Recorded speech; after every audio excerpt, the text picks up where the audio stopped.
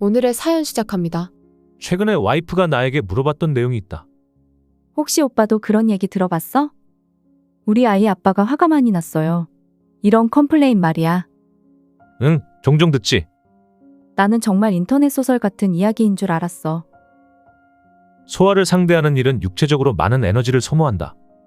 소아는 아직 IQ가 다 자라지 않았고 인내심이나 사회적 규범 등등에 익숙하지 않기 때문에 대화로 풀어가는 데 분명 한계가 있다. 물론 시간을 아주 많이 쓰면 대화로 풀어갈 확률을 약간 더 높일 수 있지만 그 많은 시간 동안 다른 소아가 피해를 보게 된다. 다른 소아가 적절한 케어를 받을 시간이 줄어들거나 에너지 소모로 의료진이 신경 써줄 에너지가 부족해지기도 한다. 소아를 상대하는 일을 하는 사람으로서 조금씩 심각해져 가고 있다는 것이 피부로 느껴진다. 보통 일반 사람들은 상상도 못할 컴플레인이 실제로 벌어지는 것이 현실이다. 내가 경험했던 황당한 컴플레인 중에 기억나는 것을 적어보자면 앞니가 너무너무 많이 상한 만 30개월 아이가 있었다. 유치 앞니는 초등학교 1학년 정도 때 빠지기 때문에 웬만하면 치료하지 않는 편이다. 그러나 이 아이의 상태는 100명에 1명에서도 보기 흔치 않을 정도로 심각한 상황이었다. 그래서 부모와 상의하에 앞니에게 늘 신경치료를 하고 크라운을 씌워서 예쁘게 치료가 잘 완료되었다. 치료 결과에 대해서 부모도 만족해하였다. 그리고 3개월이 지났다. 어느 날 그 아이 아빠에게서 치과로 전화가 왔다. 선생님, 무조건 원장 바꾸라면서 화내는데요. 보통 병원으로 전화해서 원장을 바꾸라는 요구 자체가 흔치는 않다. 게다가 나는 다른 환자들을 보고 있는 진료 시간이었다. 어렵게 시간을 내서 전화를 받았더니 그 아이 아빠가 했던 얘기는 다음과 같았다. 아이가 어젯밤에 넘어져서 치료했던 앞니 하나가 부러지고 빠져버렸어요. 네. 전화를 받고 사고 이후에 어떻게 대처를 해야 하는 건지 물어보시는 건가 싶었다. 그런데 그 이후의 내용은 정말 상상도 못한 내용이었다. 저희가 치료받은 지 3개월밖에 안 되었잖아요. 그런데 앞니가 빠져버렸으니 치료비 환불 가능하죠? 아, 네, 앞니가 빠져서 속상하시겠어요. 그런데 왜 치료비를 환불해드려야 하는지 제가 이해하기 어려워서요. 아니 그렇잖아요.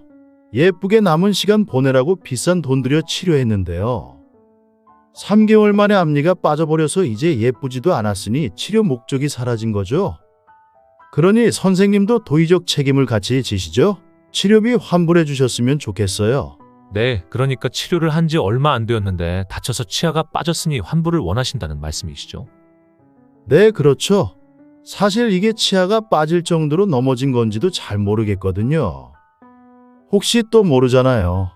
선생님이 치료할 때 앞니를 너무 많이 깎아서 더 잘 빠진 거일 수도 있잖아요. 환불 안 해주실 생각이면 치료 잘못되어서 앞니가 빠졌다고 맘카페에 적을 수도 있을 것 같네요.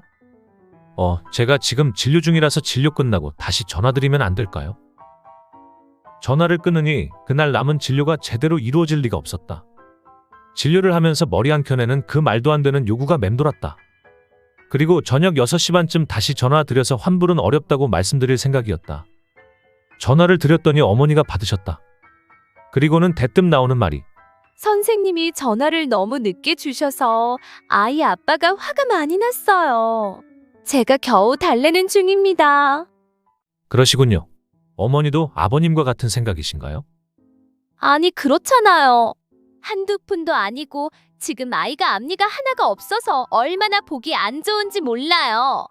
이렇게 다쳐서 빠질 줄 알았다면 애초에 치료를 안 했을 텐데 선생님이 치료 권하셨잖아요. 치료 후에 다쳐서 치아가 빠진 상황에 대해서는 안타깝지만 본원에서 치료비 환불은 어렵다고 말씀드렸다. 결국 우리 치과는 맘카페에 불친절하고 과잉 치료를 일삼는 치과로 적혀져 버렸다. 그 글은 폭주하여 댓글은 이미 100개가 넘게 달렸다. 그런 과잉 치료 치과는 절대 가지 말아야 해요. 맞아요.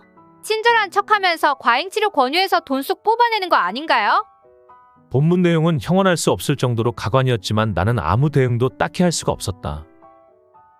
분명 보호자가 치료를 원했었는데 마치 내가 비싼 치료를 유도한 것처럼 적혀 있었다. 우식이 굉장히 심각한 상태였지만 충치가 크지 않았는데 크라운 치료를 권했다고 적혀 있었다. 그런데 맘카페는 여자만 가입할 수 있었고 남자인 나는 가입조차 못하였다. 그렇다고 와이프를 시켜서 댓글을 다는 것도 보기가 안 좋다고 판단해서 이러지도 저러지도 못하고 있었다. 그 사태로 환자가 덜 오고 말고를 떠나서 내가 진료를 해온 세월이 무너지는 기분이었다. 왜 그렇게 환자와 아이들에게 웃어주고 잘해줬을까 그런 생각도 들었다. 그리고 과잉 치료하는 치과 이미지로 낙인 찍혀서 치과가 폐업까지 가지 않을까 하는 염려도 들었다. 며칠 동안 잠을 제대로 자기 힘들었다. 사실 과잉 치료로 돈을 벌 생각이었다면 애초에 힘이 많이 드는 소아치과로 개원할 이유가 없었다. 나는 그저 아이들을 좋아해서 소아치과를 공부했었는데 이런 일이 반복되다 보니 회의감이 들기 시작했다. 지금은 다시 정상 상태로 돌아왔지만 소아를 응대하는 사람들에게 맘카페 협박은 너무나도 자주 있는 일이다. 음식점이나 술집이 아니라 병원이라는 공간조차도 온갖 협박과 말도 안 되는 컴플레인이 난무하곤 한다. 그리고 그런 것들이 체감상 10년 전에 비해 더 심해졌다고 느끼고 있다. 왜 대한민국은 해외에서도 유명한 진상천국이 되어버렸을까? 그리고 이렇게 10년 후에는 또 어떤 세상이 올까? 다른 분들의 의견 들어보시죠. 이건 의사가 잘못 대처한 거야. 와이프 이름으로라도 가입해서 실제로 어떻게 했는지 다 적었어야죠. 우리나라는 참 좋게 참고 넘어가는 사람은 더 세게 팬다. 오히려 더 세게 나가야지 피해를 안 보네. 실제로는 남자 여자 부부 한 통 속으로 진상 커플인 겁니다. 그런데 항상 아내는 앞에서 행동대장이고요. 남편은 아내 뒤에 숨어있기 때문에 애비조 진상인 게 덜 부각되는 겁니다. 남자들이 행동력 있게 진상 부리면 솔직히 여자보다 더하죠. 아는 지인이 소아과 간호사인데 그러더라고요. 상식적인 사고가 전혀 안 되는 진상 부모들이 얼마나 많은지 그저 놀라울 뿐이라고요. 우리나라 의료위기는 대부분 저렇게 말도 안 되는 이유로 진상 피우는 사람들 때문이죠. 이 나라가 아이 혐오 나라가 된 이유가 뭐겠어요? 다 부모가 잘못이니 애까지 미워지는 겁니다. 이런 사람들 때문에 소아과 기피하는 거잖아요. 저래놓고 소아과 없다고 징징거리죠.